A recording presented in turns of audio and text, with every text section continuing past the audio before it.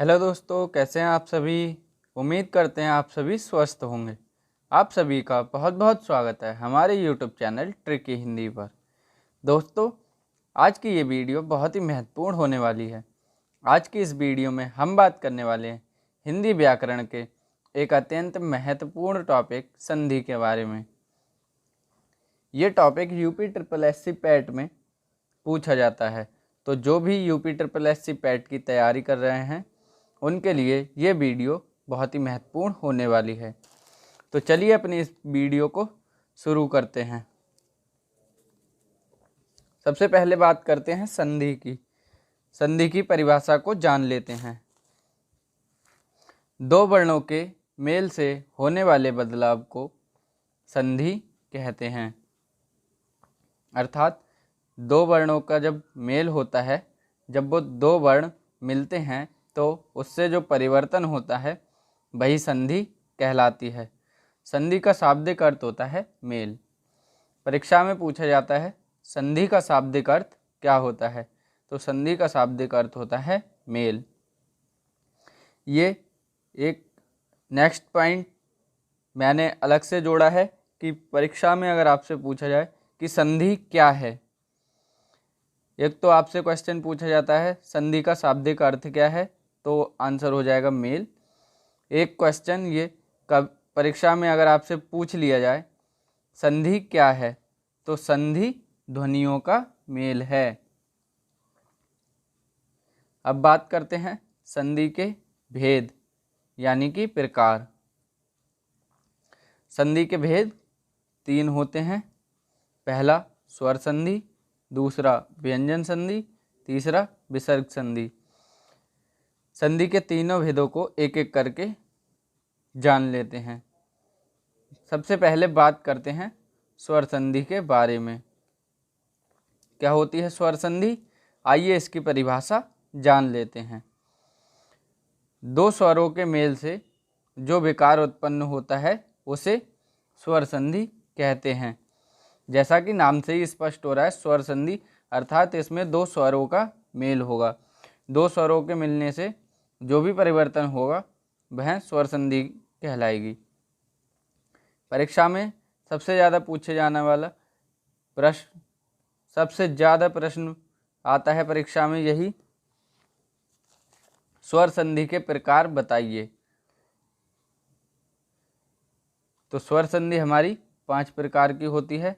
पहली दीर्घ संधि, दूसरी गुण संधि, तीसरी वृद्धि संधि, चौथी यड़ संधि, पांचवी अयादि संधि।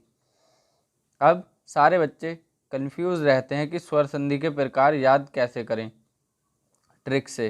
तो इसके लिए मैंने एक ट्रिक बनाई है कि स्वर संधि के प्रकार याद करने का तरीका, यहाँ पे हम वर्णों को गिन लेते हैं, 1 2 3 4 और 1 5। अर्थात दोस्तों स्वर संधि के 5 प्रकार हो जाएंगे। पहला, दूसरा, तीसरा, चौथा, पांचवा। हम इस प्रकार से भी याद रख सकते हैं कि स्वर संधि अर्थात स्वर के 3 वर्ण और संधि में 2 वर्ण, तो स्वर संधि के 5 प्रकार हो जाएंगे। अब इसके पांचों प्रकार के नाम कैसे याद करें, सबसे बड़ा कन्फ्यूज़न ये रहता है। तो इसके लिए भी मैंने एक ट्रिक बनाई है जिसकी सहायता से आप आसानी से इसके पांचों प्रकारों के नाम याद कर सकते हैं। तो आइए देखते हैं कि वो ट्रिक कौन सी है। तो पांचों के नाम याद करने के लिए ट्रिक ये रही। ट्रिक है हमारी, यड़ की आय में दीर्घ वृद्धि गुण के कारण हुई। अब यड़ मीन्स यड़ संधि पहला प्रकार, आय मीन्स अयादि संधि दूसरा प्रकार, दीर्घ मीन्स दीर्घ संधि तीसरा प्रकार, दीर्घ मीन्स दीर्घ संधि तीसरा प्रकार, वृद्धि संधि चौथा प्रकार, गुण संधि, गुण से याद हो जाएगा, अर्थात यड़ का यड़ संधि, आय मीन्स अयादि संधि, दीर्घ दीर्घ संधि, वृद्धि वृद्धि संधि, गुण का गुण संधि। अर्थात इस ट्रिक के माध्यम से पांचों संधियों के नाम सफलता से और बहुत ही आसानी से याद किए जा सकते हैं। एक बार फिर से ट्रिक देख लेते हैं। ट्रिक है हमारी, यड़ की आय में दीर्घ वृद्धि गुण के कारण हुई। यड़ यड़ संधि, आय अयादि संधि, दीर्घ दीर्घ संधि, वृद्धि वृद्धि संधि, गुण गुण संधि। अब स्वर संधि के पांचों प्रकारों को एक एक करके जानते हैं। सबसे पहले बात करते हैं दीर्घ संधि की। इसकी परिभाषा, दीर्घ संधि कहाँ पे होती है?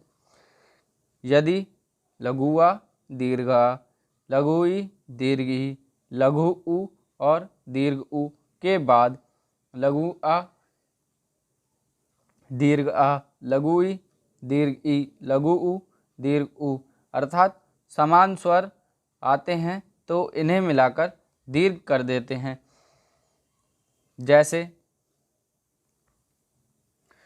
छोटे आ के बाद अगर बड़ा आए तो बड़ा आ हो जाएगा, बड़े आ के बाद छोटा आए तब भी बड़ा आ हो जाएगा, बड़ा आ और बड़ा आए तब भी बड़ा आ हो जाएगा,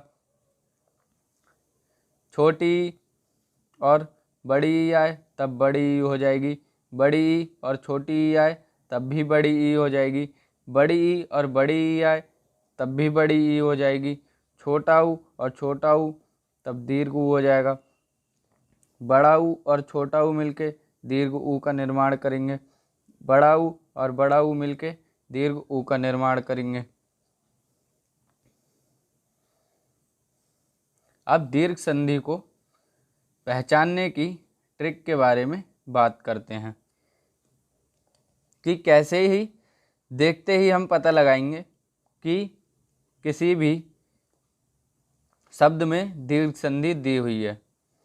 तो इसे ट्रिक के माध्यम से याद करने के लिए देखते हैं क्या है ट्रिक। जब किसी शब्द के बीच में बड़ी मात्रा अर्थात बड़े आ की मात्रा, बड़ी ई की मात्रा और बड़े ऊ की मात्रा आ जाए तो वहाँ दीर्घ संधि होती है। दोस्तों, किसी भी शब्द जो हमें दिया गया है उसके बीचों बीच में अगर बड़े आ की मात्रा, बड़ी ई की मात्रा या बड़े ऊ की मात्रा आ जाए तो वहाँ दीर्घ संधि होगी। अब एग्जाम्पल देख लेते हैं जिससे आसानी से समझ में आ जाए। जैसे कि विद्या अभ्यास, विद्याभ्यास, यानी कि विद्या प्लस अभ्यास। यहाँ से बड़ा और यहाँ से छोटा मिलके बड़ा हो रहा है। इसके बीचों बीच में बड़े आ की मात्रा दी हुई है। दूसरा इसका उदाहरण देखते हैं, विद्यार्थी, विद्या प्लस अर्थी। यहाँ से दीर्घा, यहाँ से छोटा, दोनों मिलके दीर्घ आ का निर्माण कर रहे हैं। इसके भी बीचों बीच में बड़े आ की मात्रा दी हुई है। तीसरे उदाहरण की बात करें तो परमात्मा, परम प्लस आत्मा, यहाँ छोटा और बड़ा आ मिलके बड़े आ का निर्माण कर रहे हैं। इसके भी बीच में बड़े आ की मात्रा दी हुई है।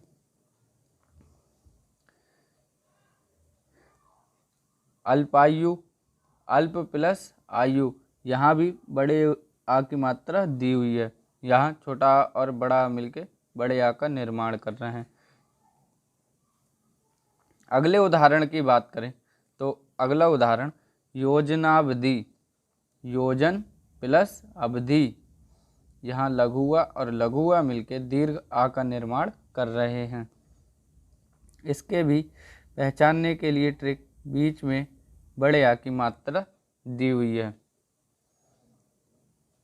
नेक्स्ट उदाहरण की बात करें तो नेक्स्ट उदाहरण है हमारा अंडाकार, अंड प्लस आकार, यहाँ लघु आ और दीर्घ आ मिलकर दीर्घ आ का निर्माण कर रहे हैं।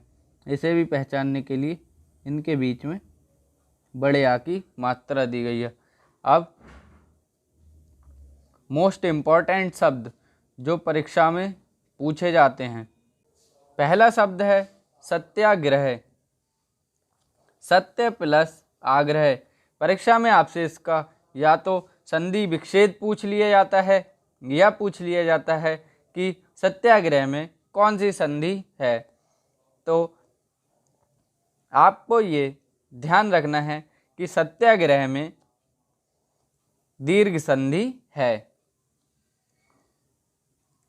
दूसरे शब्द की बात करें तो दूसरा शब्द है हमारा दैत्यरी। दैत्य प्लस अरि। इसमें भी दीर्घ संधि पाई जाती है। तीसरे शब्द की बात करें तो तीसरा शब्द है हमारा देशांतर।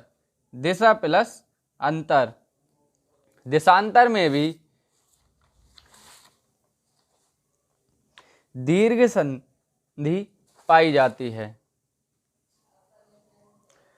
अब देखते हैं दीर्घ संधि के कुछ और महत्वपूर्ण उदाहरण।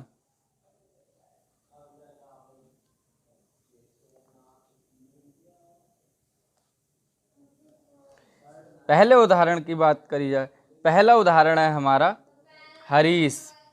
हरी प्लस ईस। यहाँ छोटी ई और बड़ी ई मिलकर बड़ी ई का निर्माण कर रहे हैं।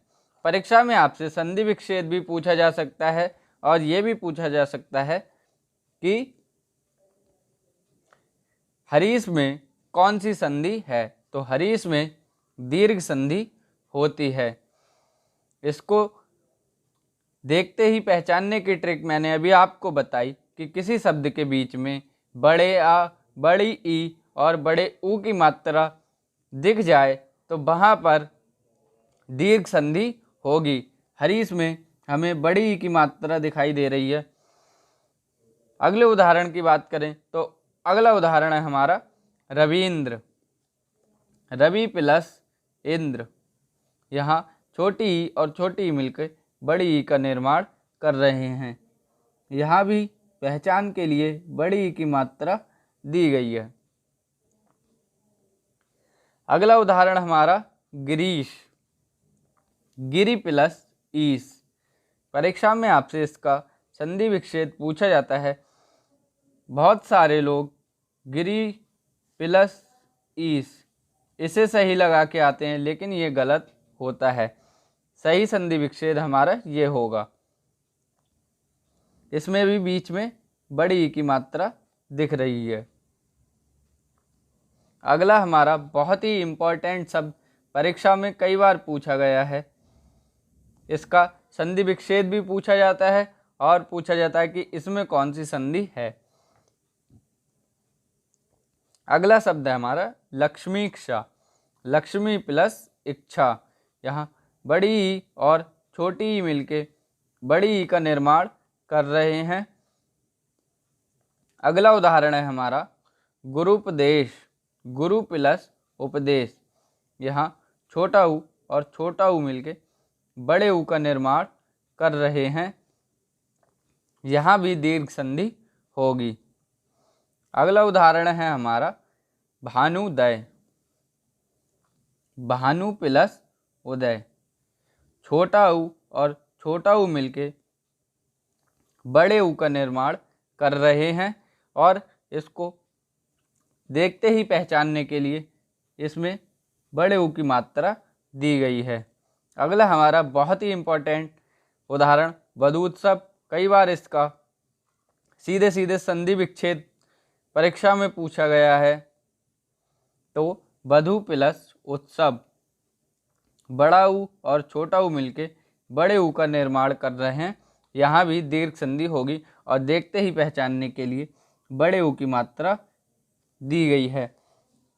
तो दोस्तों एक बार फिर से मैं आपको बता दूं कि जब किसी शब्द के बीच में बड़ी मात्रा अर्थात बड़े आ की मात्रा या बड़ी ई की मात्रा या बड़े ऊ की मात्रा दिख जाए तो वहाँ पर दीर्घ संधि होगी। तो आज की इस वीडियो में यहीं तक बात करते हैं। मिलते हैं अगली वीडियो में। तब तक के लिए स्वस्थ रहिए और आपको हमारी वीडियो कैसी लगी कमेंट में ज़रूर बताएं। धन्यवाद।